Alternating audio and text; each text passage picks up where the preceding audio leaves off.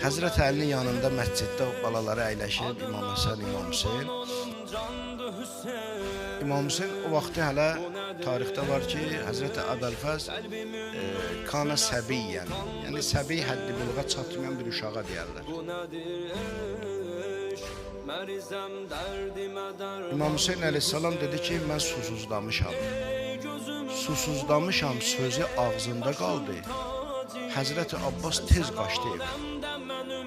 Gəldi dedi, ana, qardaşım susuzlayıb, onun üçün su ver aparım. Xanım Ümbülbənin dedi ki, təkcə İmam Hüseyn orada yoxdur axı. Deyir, o biri qardaşlarım da var, atan da oradadır.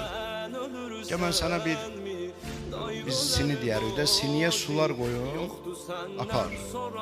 Su qablarına su süzdü Ümbülbənin xanım, qoydu qaba. Həzrət Abbas başının üstündə tutdu belə suları. Daxil olanda məscidə, indi uşağın əli sirkələndi, tərpəndi, sudan bəziləri töküldü ağanın qollarına. Suyu elə məscidə daxil eləyəndə Həzrət Əli əleyhissalam ağladı. Və orada Həzrət Əbəlfəzə Səqqa ləqəbi verib, yadınızda qalsın. Səqqa, yəni su verən, su paylayan.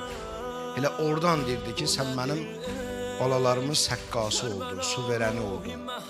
Və bir zaman gələcək Kərbəlada da İmam Hüseyn onun hərəminə səqqası sən olacaqsan, yəni su paylayanı sən olacaqsan.